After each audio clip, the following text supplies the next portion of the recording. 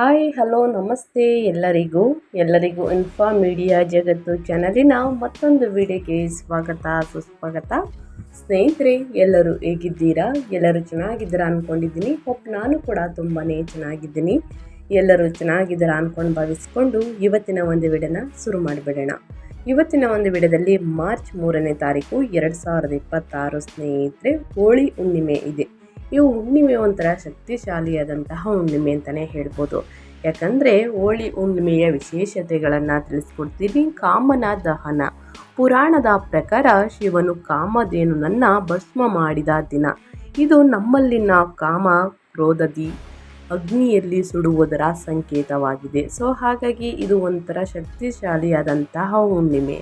ಸ್ನೇಹಿತರೆ, ಈ ಹುಣ್ಣಿಮೆಯ ದಿನದಿಂದ ಸಿಂಹ ರಾಶಿಯವರಿಗೆ ಏನೆಲ್ಲ ಅದೃಷ್ಟವನ್ನು ಗಳಿಸಲಿದ್ದೀರಿ, ಯಾವುದರ ಬಗ್ಗೆ ಎಚ್ಚರಿಕೆ ವಹಿಸಬೇಕು ಅನ್ನೋದನ್ನ ಕಂಪ್ಲೀಟಾಗಿ ತಿಳಿಸ್ಕೊಡ್ತಾ ಹೋಗ್ತೀನಿ.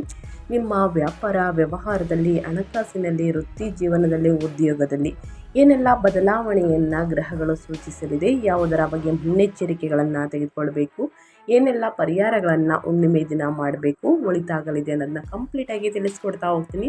ಇದನ್ನೆಲ್ಲ ಸಂಪೂರ್ಣವಾಗಿ ತಿಳ್ಕೋಬೇಕು ಅಂದರೆ ಎಲ್ಲೂ ಕೂಡ ವಿಡನ್ನ ಸ್ಕಿಪ್ ಮಾಡಬಾರ್ದು. ಅಂದರೆ ವಿಡನ್ನ ಕಟ್ ಮಾಡಿ ಓಡಿಸ್ಕೊಂಡೋಗಿ ನೋಡ್ತೀರಾ, ಇದು ಫುಲ್ ಇನ್ಫಾರ್ಮೇಷನ್ ಅರ್ಥ ಆಗಲ್ಲ. ಹಾಗಾಗಿ ಎಲ್ಲ ವಿಡಿಯೋದಲ್ಲೂ ತಿಳಿಸ್ತಾ ಇರ್ತೀನಿ. ಮೊದಲಿಂದ ಕೊನೆ ತನಕ ವಿಡಿಯೋನ ವಾಚ್ ಮಾಡಿ. ವಿಡಿಯೋದಲ್ಲಿ ಒಳ್ಳೆ ಮಾಹಿತಿ ಸಿಕ್ಕಿದ್ದಲ್ಲಿ ತಪ್ಪದೆ ವಿಡಿಯೋಗೊಂದು ಲೈಕ್ ಕೊಟ್ಟು, ಇನ್ನು ನನ್ನ ಚಾನಲ್ನ ಸಬ್ಸ್ಕ್ರೈಬ್ ಮಾಡ್ಕೊಳ್ದೇ ನೋಡ್ತಿದ್ರೆ ಇನ್ಫಾ ಮೀಡಿಯಾಗೆ ಸಬ್ಸ್ಕ್ರೈಬ್ ಆಗಿ ನಿಮ್ಮ ಅಭಿಪ್ರಾಯಗಳನ್ನು ಕಮೆಂಟ್ ಬಾಕ್ಸಲ್ಲಿ ತಿಳಿಸ್ಬೋದು. ಯಾರೆಲ್ಲ ಸಬ್ಸ್ಕ್ರೈಬ್ ಮಾಡಿಕೊಂಡು ಪ್ರತಿನಿತ್ಯ ವಿಡಿಯೋ ವಾಚ್ ಮಾಡ್ತಿದ್ದೀರಾ ಅಂಥವರಿಗೆ ಥ್ಯಾಂಕ್ ಯು ಸೋ ಮಚ್ ಅಂತ ಹೇಳ್ತಾ ವಿಡಿಯೋದ ಕಡೆ ಗಮನ ಕೊಟ್ಬಿಡೋಣ. ಹೌದು, ಮಾರ್ಚ್ 3ನೇ ತಾರೀಕು ಹೋಳಿ ಹುಣ್ಣಿಮೆಯು ಕೂಡ ಕಾಮನ ಹುಣ್ಣಿಮೆ ಎಂದು ಕೂಡ ಕರೆಯಲಾಗುತ್ತದೆ. ಫಾಲ್ಗುಣ ಮಾಸದ ಶುದ್ಧ ಪೂರ್ಣಿಮೆ ಎಂದು ಆಚರಿಸಲಾಗುವಂತಹ ಬಣ್ಣಗಳ ಮತ್ತು ಸಂಭ್ರಮದ ಹಬ್ಬವಾಗಿದೆ. ಇದು ಕೆಟ್ಟದರ ಮೇಲೆ ಒಳ್ಳೆಯದರ ವಿಜಯವನ್ನು ಮತ್ತು ಕಾಮಧೇನುನನ್ನು ಶಿವನು ಭಸ್ಮ ಮಾಡಿದ ದಿನವನ್ನು ಸ್ಮರಿಸುತ್ತದೆ. ವಸಂತ ಋತುವಿನ ಆರಂಭವನ್ನು ಸೂಚಿಸುವ ಈ ಹಬ್ಬವು ಒಗ್ಗಟ್ಟು, ಪ್ರೀತಿ ಮತ್ತು ಸಾಮಾಜಿಕ ಸಾಮರಸ್ಯವನ್ನು ಸಾರುತ್ತದೆ ಅಂತಲೇ ಹೇಳಬಹುದು. ಹಾಗಾಗಿ ಸ್ನೇಹಿತರೆ, ಹೋಳಿ ಹಬ್ಬವು ಕೆಟ್ಟದನ್ನು ಸುಟ್ಟು ಜೀವನದಲ್ಲಿ ಹೊಸ ಉಲ್ಲಾಸ ಮತ್ತು ಬಣ್ಣಗಳನ್ನು ತುಂಬಿಕೊಳ್ಳುವ ಸಂದೇಶವನ್ನು ನೀಡುತ್ತದೆ ಅಂತಲೇ ಹೇಳಬಹುದು. ಹಾಗಾಗಿ ಹೋಳಿ ಹುಣ್ಣಿಮೆಯ ದಿನದಿಂದ ಸಿಂಹರಾಶಿಯವರು ಏನೆಲ್ಲ ಅದೃಷ್ಟದ ಫಲಗಳನ್ನು ಗಳಿಸಲಿದ್ದೀರಿ, ಯಾವುದರ ಬಗ್ಗೆ ಎಚ್ಚರಿಕೆ ವಹಿಸಬೇಕು ಅನ್ನೋದನ್ನ ಸಿಂಹರಾಶಿಯವರಿಗೆ ಮಾತ್ರ ತಿಳಿಸ್ಕೊಡ್ತಾ ಹೋಗ್ತೀನಿ. ಇವಾಗೆಲ್ಲೂ ಕೂಡ ಸ್ಕಿಪ್ ಮಾಡ್ದೇ ಕೊನೆ ತನಕ ವಿಡಿಯೋನ ವಾಚ್ ಮಾಡಿ, ವಿಡಿಯೋಗೊಂದು ಲೈಕ್ ಕೊಟ್ಟು ಸಬ್ಸ್ಕ್ರೈಬ್ ಆಗಿ ಸ್ನೇಹಿತರೆ. ಓಕೆ, ಸಿಂಹರಾಶಿಯವರಿಗೆ ಒಟ್ಟಾರೆಯಾಗಿ ಹೇಳಬೇಕು ಅಂದರೆ ಏನೆಲ್ಲ ಭವಿಷ್ಯದಲ್ಲಿ ಏನೆಲ್ಲ ಬದಲಾವಣೆಯನ್ನು ನೋಡಲಿದ್ದೀರಿ ಅಂದರೆ, ಸಿಂಹರಾಶಿಯವರಿಗೆ ಸ್ನೇಹಿತರೆ ಫೆಬ್ರವರಿ ಎಂಡಿನಿಂದನೇ ಒಂದು ವಿಶಿಷ್ಟ ತಿಂಗಳು ಅಂತಲೇ ಹೇಳ್ಬೋದು. ಒಂದು ಕಡೆ 11ನೇ ಮನೆಯಲ್ಲಿರುವ ಗುರು ಅತ್ಯುತ್ತಮ ಆರ್ಥಿಕ ಲಾಭವನ್ನು ನೀಡಲಿದೆ. ಸಾಮಾಜಿಕ ಯಶಸ್ಸು ಮತ್ತು ಮಹತ್ವಾಕಾಂಕ್ಷೆಗಳ ಈಡೇರಿಕೆಯ ಭರವಸೆ ನೀಡುತ್ತಾನೆ ಅಂತಲೇ ಹೇಳಬಹುದು. ನಿಮ್ಮ ಜನಸಂಪರ್ಕವೇ ಈ ತಿಂಗಳು ನಿಮಗೆ ದೊಡ್ಡ ಆಸ್ತಿಯಾಗಲಿದೆ. ಹುಣ್ಣಿಮೆಯ ದಿನದಿಂದನೂ ಕೂಡ ಸ್ನೇಹಿತರೆ, ನಿಮ್ಮ 7ನೇ ಮನೆಯಲ್ಲಿ ಕುಂಭರಾಶಿಯಲ್ಲಿ ಗ್ರಹಗಳ ದೊಡ್ಡ ಸಮಾಗಮವೇ ನಡೆಯುತ್ತಿದೆ. ನಿಮ್ಮ ರಾಶಿಯ ಅಧಿಪತಿ ಸೂರ್ಯನು ರಾಹು ಮತ್ತು ಮಂಗಳನೊಂದಿಗೆ ಸೇರುತ್ತಿರುವುದರಿಂದ ವೈಯಕ್ತಿಕ ಜೀವನ ಮತ್ತು ದಾಂಪತ್ಯದ ಮೇಲೆ ಹೆಚ್ಚಿನ ಪ್ರಭಾವವನ್ನು ಬೀರುತ್ತದೆ. ನಿಮ್ಮ ಸಹಜವಾದ ನಾಯಕತ್ವ ಮತ್ತು ಅಹಂಕಾರದ ನಡುವೆ ಸಮತೋಲನ ಕಾಯ್ದುಕೊಳ್ಳುವುದು ಈ ತಿಂಗಳು ಬಹಳ ಮುಖ್ಯ ಸವಾಲು ಅಂತಲೇ ಹೇಳ್ತಾ ಇದ್ದೀನಿ. ಯಾಕಂದರೆ ಗ್ರಹಗಳ ಸಂಚಾರ ಆ ರೀತಿ ಇದೆ. ಗ್ರಹಗಳ ಸಂಚಾರದಲ್ಲಿ ಯಾವ ರೀತಿ ಪ್ರಭಾವವನ್ನು ಬೀರಲಿದೆ ಅಂದರೆ, ಗ್ರಹ ನಿಮ್ಮ ರಾಶಿಯ ಅಧಿಪತಿ ಸೂರ್ಯ 6ನೇ ಮನೆಯ ನಂತರ 7ನೇ ಮನೆಗೆ ಸ್ಥಳಾಂತರಗೊಂಡು ಶತ್ರುಗಳ ಮೇಲೆ ಜಯ, ನಂತರ ಸಂಬಂಧಗಳಲ್ಲಿ ಅಹಂಕಾರದ ಪ್ರಭಾವವನ್ನು ಬೀರಲಿದೆ. ಇನ್ನು ಗುರು 11ನೇ ಮನೆಯಲ್ಲಿ ಮಿಥುನದಲ್ಲಿ ಬೃಹತ್ ಆದಾಯ ಮತ್ತು ಜನಸಂಪರ್ಕ ಹೆಚ್ಚಿಸಲಿದೆ. ಮಂಗಳ ಯೋಗಕಾರಕ 6ನೇ ಮನೆಯ ನಂತರ 7ನೇ ಮನೆಗೆ ಸ್ಥಳಾಂತರಗೊಂಡು ಸ್ನೇಹಿತರೆ ಸಾಕಷ್ಟು ಬದಲಾವಣೆಯನ್ನು ನೋಡಲಿದ್ದೀರಿ ಅಂತಲೇ ಹೇಳಬಹುದು. ವಿರೋಧಿಗಳ ಮರ್ದನ ನಂತರ ಸಂಗಾತಿಯೊಂದಿಗೆ ಕಲಹ ಉಂಟಾಗಲಿದೆ. ಇನ್ನು ಬುಧ 7ನೇ ಮನೆಯಲ್ಲಿ ಕುಂಭದಲ್ಲಿ ವ್ಯಾಪಾರದ ಮಾತುಕತೆ ಮತ್ತು ವಾಣಿಜ್ಯ. ಇನ್ನು ಕೇತು ಒಂದನೇ ಮನೆಯಲ್ಲಿ ಸಿಂಹದಲ್ಲಿ ಆತ್ಮ ಸಂದೇಹ ಮತ್ತು ವೈರಾಗ್ಯ ಹೆಚ್ಚಾಗಲಿದೆ ಸ್ನೇಹಿತರೆ. ಇದು ಗ್ರಹಗಳ ಸಂಚಾರದಿಂದ ಸಾಕಷ್ಟು ಬದಲಾವಣೆಯನ್ನು ನೋಡಲಿದ್ದೀರಿ ಅಂತಲೇ ಹೇಳಬಹುದು. ಮೊದಲನೇದಾಗಿ ಸಿಂಹ ರಾಶಿಯವರ ಆರೋಗ್ಯ ಹೇಗಿರಲಿದೆ, ಯಾವುದರ ಬಗ್ಗೆ ಮುನ್ನೆಚ್ಚರಿಕೆಗಳನ್ನು ತೆಗೆದುಕೊಳ್ಬೇಕು ಅನ್ನೋದನ್ನ ನೋಡ್ತಾ ಹೋಗೋಣ. ಆರೋಗ್ಯದ ವಿಷಯದಲ್ಲಿ ಮಿಶ್ರ ಫಲಗಳಿವೆ. ಹುಣ್ಣಿಮೆಯ ಒಳಗೆ ಲಗ್ನದಲ್ಲಿರುವಂತಹ ಕೇತುವು ಒಂದು ರೀತಿಯ ವೈರಾಗ್ಯ, ಮಾನಸಿಕ ಗೊಂದಲ ಅಥವಾ ಅಸ್ಪಷ್ಟ ಆಯಾಸವನ್ನು ಸ್ನೇಹಿತರೆ ಉಂಟು ಮಾಡಬಹುದು. ನಿಮ್ಮ ವೈವಾಹಿಕವಾಗಿ ಸ್ನೇಹಿತರೆ ಸಾಕಷ್ಟು ಬದಲಾವಣೆಯನ್ನು ನೋಡಲಿದ್ದೀರಿ. ವೈವಾಹಿಕ ಜೀವನದಲ್ಲಿ ನೀವು ದೈಹಿಕವಾಗಿ ಇದ್ದರೂ ಕೂಡ ಮಾನಸಿಕವಾಗಿ ಎಲ್ಲೋ ಇದ್ದೀರಿ ಎಂಬ ಭಾವನೆ ನಿಮ್ಮನ್ನು ಕಾಡಬಹುದು. 8ನೇ ಮನೆಯ ಶನಿಯ ಪ್ರಭಾವದಿಂದ ಹಳೆಯ ಮೂಳೆ ಅಥವಾ ಹಲ್ಲುಗಳಿಗೆ ಸಂಬಂಧಿಸಿದ ಸಮಸ್ಯೆಗಳು ಮರುಕಳಿಸಬಹುದು. ಇದು ತಿಂಗಳ ಕೊನೆಯಲ್ಲಿ ನಿಮ್ಮ ರಾಶಿಯ ಅಧಿಪತಿ ಸೂರ್ಯನು ರಾಹುವನ್ನು ಎದುರಿಸುವುದರಿಂದ ಉಷ್ಣದ ಸಮಸ್ಯೆಗಳು, ರಕ್ತದೊತ್ತಡ ಅಥವಾ ತಲೆನೋವು ಕಾಣಿಸಿಕೊಳ್ಳಬಹುದು. ಕೋಪವನ್ನು ನಿಯಂತ್ರಿಸಿಕೊಳ್ಳುವುದು ಈ ತಿಂಗಳು ನಿಮ್ಮ ಆರೋಗ್ಯಕ್ಕೆ ಬಹಳ ಮುಖ್ಯ. ಅತಿಯಾದ ಒತ್ತಡವು ದೈಹಿಕ ಕಾಯಿಲೆಗಳಿಗೆ ನೇರ ಕಾರಣವಾಗಬಹುದು. ಸೊ ಹಾಗಾಗಿ ಸ್ನೇಹಿತರೆ, ಅತಿಯಾದ ಒತ್ತಡದಿಂದ ದೂರವಿರಿ. ಪ್ರತಿದಿನ ಒಂದು ಅರ್ಧ ಗಂಟೆನಾದರೂ ವಿಶ್ರಾಂತಿಯನ್ನು ತೆಗೆದುಕೊಳ್ಳಿ. ಯೋಗವನ್ನು ಮಾಡಿ, ಧ್ಯಾನವನ್ನು ಮಾಡಿ, ಮೆಡಿಟೇಷನನ್ನು ಮಾಡಿ ಸ್ನೇಹಿತರೆ. ಉನ್ನತ ಆರೋಗ್ಯಕ್ಕೆ ಇವೆಲ್ಲವೂ ಕಾರಣವಾಗುತ್ತದೆ. ಸೊ ಹಾಗಾಗಿ ಮೇಯ್ನಾಗಿ ಒತ್ತಡವನ್ನು ಕಡಿಮೆ ಮಾಡಿಕೊಳ್ಳಿ. ಉಷ್ಣದ ಸಮಸ್ಯೆಗಳನ್ನು ಕಡಿಮೆ ಮಾಡಬೇಕು ಅಂದರೆ ಚೆನ್ನಾಗಿ ನೀರನ್ನು ಕುಡಿಬೇಕು. ಹಸಿರು ತರಕಾರಿ, ಹಣ್ಣು ಹಂಪಲುಗಳನ್ನು ಚೆನ್ನಾಗಿ ಸೇವಿಸಬೇಕು. ಇದರಿಂದ ಉಷ್ಣತೆ ಕಡಿಮೆಯಾಗಲಿದೆ. ರಕ್ತದೊತ್ತಡ ಅಥವಾ ತಲೆನೋವು ಕಾಣಿಸಿಕೊಳ್ಳುವಂತಹ ಚಾನ್ಸಸ್ ಇದೆ ಸ್ನೇಹಿತರೆ.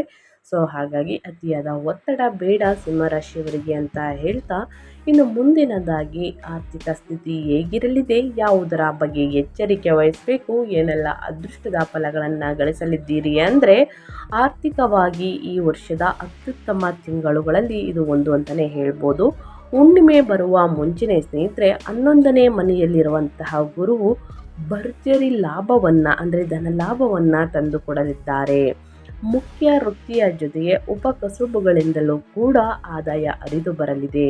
ಸ್ನೇಹಿತರು ಅಥವಾ ಹಿರಿಯ ಒಡ ಹುಟ್ಟಿದವರಿಂದ ಧನ ಸಹಾಯ ಅಥವಾ ಹೊಸ ಅವಕಾಶಗಳು ದೊರೆಯಲಿವೆ ಅಂತಲೇ ಹೇಳಬಹುದು.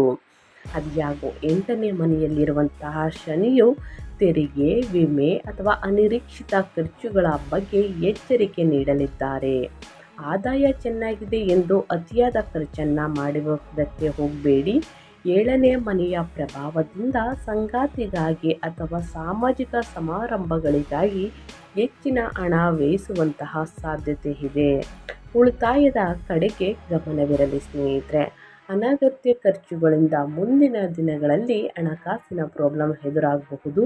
ಸೊ ಹಾಗಾಗಿ ಉಳಿತಾಯದ ಕಡೆ ಗಮನವಿರಲಿ. ನೀವು 100 ರೂಪಾಯಿನ ಸಂಪಾದನೆಯನ್ನು ಮಾಡ್ತಾ ಇದ್ದೀರಾ ಅಂದರೆ ಸ್ನೇಹಿತರೆ 10 ರೂಪಾಯಿನ ಉಳಿಸುವುದಕ್ಕೆ ಟ್ರೈ ಮಾಡಿ. ಇದೊಂಥರ ಎಕ್ಸಾಂಪಲ್ ಅಂತಲೇ ಹೇಳಬಹುದು. 10 ರೂಪಾಯಿನ ಉಳಿಸುವುದು ಅಂತಂತಲ್ಲ, ನೀವು ಎಷ್ಟು ಸಂಪಾದನೆ ಮಾಡ್ತಾ ಇರ್ತೀರ ಸ್ನೇಹಿತರೆ, ಸ್ವಲ್ಪನಾದ್ರೂ ಉಳಿತಾಯವನ್ನು ಮಾಡುವುದು ಬಹಳ ಮುಖ್ಯ.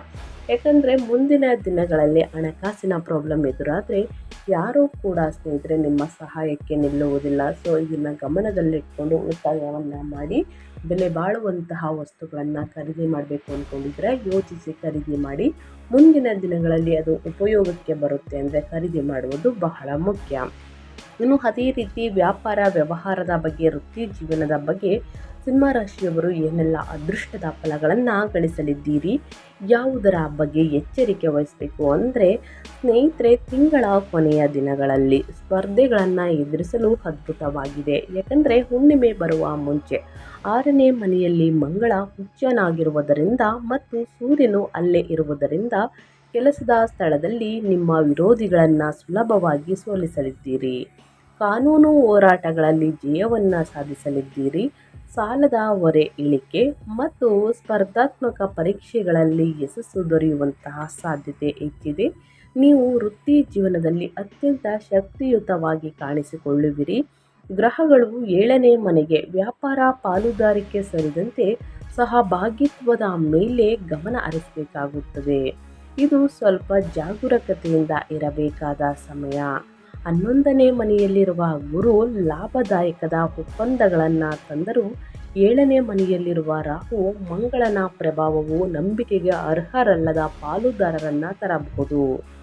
ಫೆಬ್ರವರಿ ಕೊನೆಯ ವಾರ ಸ್ನೇಹಿತರೆ, ಯಾವುದೇ ಹೊಸ ಒಪ್ಪಂದಕ್ಕೆ ಸಹಿ ಹಾಕುವ ಮೊದಲು ಎಚ್ಚರಿಕೆ ವಹಿಸಿ. ನೀವು ನಂಬಿರುವಂಥವರೇ ಸ್ನೇಹಿತರೆ ನಿಮಗೆ ಮೋಸ ಮಾಡುವಂತಹ ಚಾನ್ಸಸ್ ಇರುತ್ತದೆ. ಯಾರನ್ನೂ ಕೂಡ ಕುರುಡರಾಗಿ ನಂಬೇಡಿ. ಯಾವುದಾದ್ರೂ ಹೂಡಿಕೆಯನ್ನು ಮಾಡಬೇಕು ಅಂದರೆ ಬಹಳ ಎಚ್ಚರಿಕೆಯಿಂದ ಹೂಡಿಕೆಯನ್ನು ಮಾಡಿ, ಅಥವಾ ಹೊಸ ಒಪ್ಪಂದಕ್ಕೆ ಸಹಿ ಹಾಕುವ ಮೊದಲು 2-3 ಬಾರಿ ಯೋಚಿಸಿ ನಿರ್ಧಾರಗಳನ್ನು ತೆಗೆದುಕೊಂಡು ಸಹಿಯನ್ನು ಹಾಕುವುದು ಉತ್ತಮ. ಅಥವಾ ಹಿರಿಯರ ಮಾರ್ಗದರ್ಶನವನ್ನು ತೆಗೆದುಕೊಂಡು ಸಹಿಯನ್ನು ಹಾಕಿ ಒಳಿತಾಗಲಿದೆ. ಇನ್ನು ನಿಮ್ಮ ಫ್ಯಾಮಿಲಿ ಬಗ್ಗೆ ಹೇಳೋದಾದರೆ, ನಿಮ್ಮ ಕುಟುಂಬದ ಬಗ್ಗೆ ಹೇಳೋದಾದರೆ, ಏನೆಲ್ಲ ಬದಲಾವಣೆಯನ್ನು ಸಿಂಹರಾಶಿಯವರು ನೋಡಲಿದ್ದೀರಿ, ಯಾವುದರ ಬಗ್ಗೆ ಎಚ್ಚರಿಕೆ ವಹಿಸಬೇಕು ಅಂದರೆ, ಸಪ್ತಮ ಭಾವವು ಗ್ರಹಗಳ ದಾಳಿಗೆ ಒಳಗಾಗದಂತೆ ಅವಿವಾಹಿತರಿಗೆ ಹಠಾತ್ ಪ್ರೇಮ ಸಂಬಂಧಗಳು ಏರ್ಪಡಬಹುದು. ನಿಮ್ಮ ಪ್ರೇಮ ಜೀವನದಲ್ಲಿ ಸ್ವಲ್ಪ ಕಿರಿಕಿರಿ ಉಂಟಾಗಬಹುದು. ನಿಮ್ಮ ಸಂಗಾತಿಯನ್ನು ಆಯ್ಕೆ ಮಾಡುವಾಗ ಬಹಳಷ್ಟು ಎಚ್ಚರಿಕೆಯಿಂದ ಆಯ್ಕೆ ಮಾಡಿ ಸ್ನೇಹಿತರೆ. ಇದು ಸ್ವಲ್ಪ ಅಸ್ಥಿರವಾಗಿರುವ ಸಾಧ್ಯತೆ ಇದೆ ಅಂತಲೇ ಹೇಳಬಹುದು.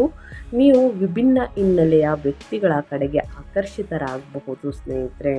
ಇವರಿಂದ ನಿಮಗೆ ತೊಂದರೆ ಕೂಡ ಉಂಟಾಗಬಹುದು.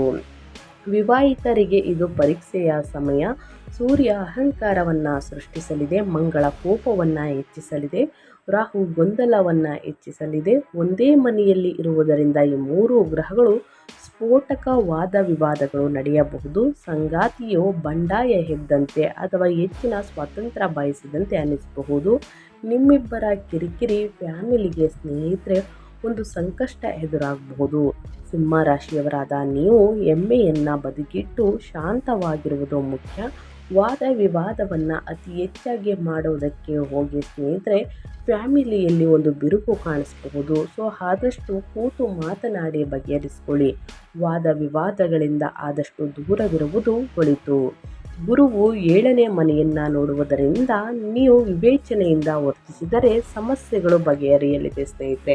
ಆದಷ್ಟು ಶಾಂತವಾಗಿ ಬಗೆಹರಿಸಿಕೊಳ್ಳಿ ನಿಮ್ಮ ಸಮಸ್ಯೆಗಳನ್ನು ಅಂತ ಹೇಳ್ತಾ, ಇನ್ನು ಮುಂದಿನದಾಗಿ ಹೇಳೋದಾದರೆ ವಿದ್ಯಾರ್ಥಿಗಳಿಗೆ, ಸಿಂಹರಾಶಿಯ ವಿದ್ಯಾರ್ಥಿಗಳು ಏನೆಲ್ಲ ಫಲಿತಾಂಶವನ್ನು ಗಳಿಸಲಿದ್ದೀರಿ, ಯಾವುದರ ಬಗ್ಗೆ ಎಚ್ಚರಿಕೆ ವಹಿಸಬೇಕು ಅಂದರೆ, ಸಾಮಾಜಿಕ ವಲಯ ಮತ್ತು ಸ್ನೇಹ ಬಳಗವು ನಿಮ್ಮನ್ನು ಓದಿನಿಂದ ದೂರ ತಳ್ಳಬಹುದು.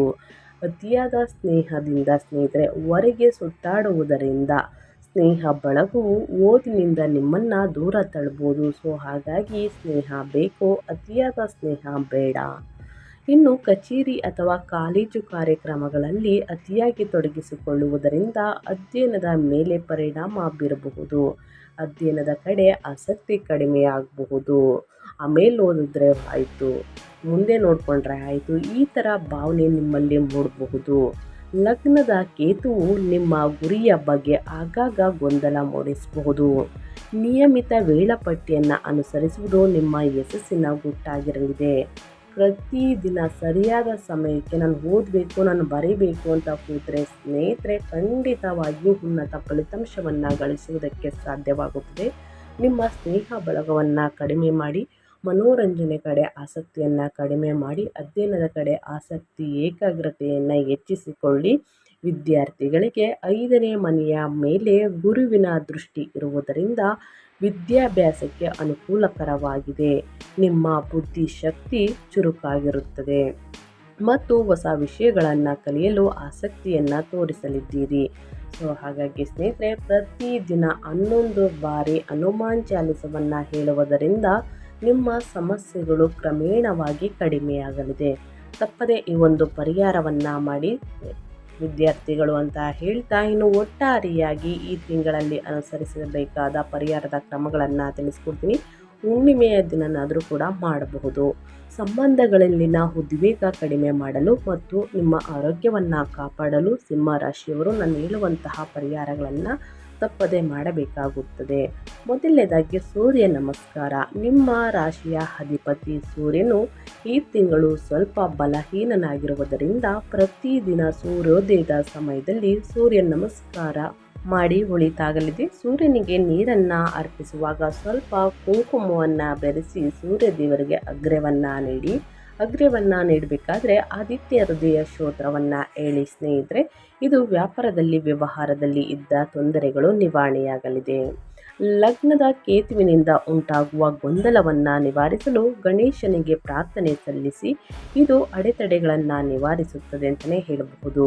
ಇನ್ನು ನಿಮ್ಮ ದಾಂಪತ್ಯ ಶಾಂತಿಗಾಗಿ ಮನೆಯಲ್ಲಿ ಕಲಹಗಳಾಗುತ್ತಿದ್ದರೆ ಶುಕ್ರವಾರದಂದು ದೇವಸ್ಥಾನಕ್ಕೆ ಸಿಹಿ ಪದಾರ್ಥವನ್ನು ಅರ್ಪಿಸಿ. ಸಂಗಾತಿಯ ಪ್ರಚೋದನೆಗೆ ತಕ್ಷಣ ಪ್ರತಿಕ್ರಿಯಿಸಬೇಡಿ. ಇನ್ನು ಪ್ರತಿ ಸೋಮವಾರ ಸ್ನೇಹಿತರೆ ಶಿವನಿಗೆ ಜಲಾಭಿಷೇಕವನ್ನು ಮಾಡಿಸಿ ಸ್ನೇಹಿತರೆ, ಒಳಿತಾಗಲಿದೆ. ಇನ್ನು ಇದೇ ರೀತಿ ಸಣ್ಣ ಪುಟ್ಟ ಪರಿಹಾರವನ್ನು ನೀವು ಮಾಡ್ತಾ ಬಂದರೆ ಖಂಡಿತವಾಗಿ ಏನೇ ಸಮಸ್ಯೆಗಳಿದ್ರೂ ಕೂಡ ಸಂಪೂರ್ಣವಾಗಿ ನಿವಾರಣೆಯಾಗಲಿದೆ. ತಪ್ಪದೆ ಈ ಸಣ್ಣ ಪುಟ್ಟ ಪರಿಹಾರಗಳನ್ನು ಸಿಂಹರಾಶಿಯವರು ಮಾಡಿ ಅಂತ ಹೇಳ್ತಾ ನಾನು ವಿಡಿಯೋನ ಎಂಡ್ ಮಾಡ್ತಾ ಇದ್ದೀನಿ. ಇವತ್ತಿನ ಒಂದು ವಿಡಿಯೋದಲ್ಲಿ ಒಳ್ಳೆಯ ಮಾಹಿತಿ ಸಿಕ್ಕಿದ್ದಲ್ಲಿ, ಈ ವಿಡಿಯೋ ಯೂಸ್ಫುಲ್ ಅನಿಸಿದ್ದಲ್ಲಿ ದಯವಿಟ್ಟು ವಿಡಿಯೋಗೆ ಲೈಕ್ ಮಾಡೋದನ್ನ ಮರ್ತಿದ್ರೆ ಲೈಕ್ ಮಾಡಿ. ಇನ್ನೂ ನನ್ನ ಚಾನಲ್ನ ಸಬ್ಸ್ಕ್ರೈಬ್ ಮಾಡ್ಕೊಳ್ಳೋದನ್ನೇ ನೋಡ್ತಿದ್ರೆ ವಿಡಿಯೋಗೆ ಸಬ್ಸ್ಕ್ರೈಬ್ ಆಗಿ ನಿಮ್ಮ ಅಭಿಪ್ರಾಯಗಳನ್ನು ಕಮೆಂಟ್ ಬಾಕ್ಸಲ್ಲಿ ತಿಳಿಸಿ ಅಂತ ಹೇಳ್ತಾ ಮತ್ತೊಂದು ವಿಡಿಯೋ ಜೊತೆ ಮತ್ತೊಂದು ಹೊಸ ಭವಿಷ್ಯದಲ್ಲಿ ಹೊಸ ಅಪ್ಡೇಟಲ್ಲಿ ಸಿಗ್ತೀನಿ. Thank you for watching.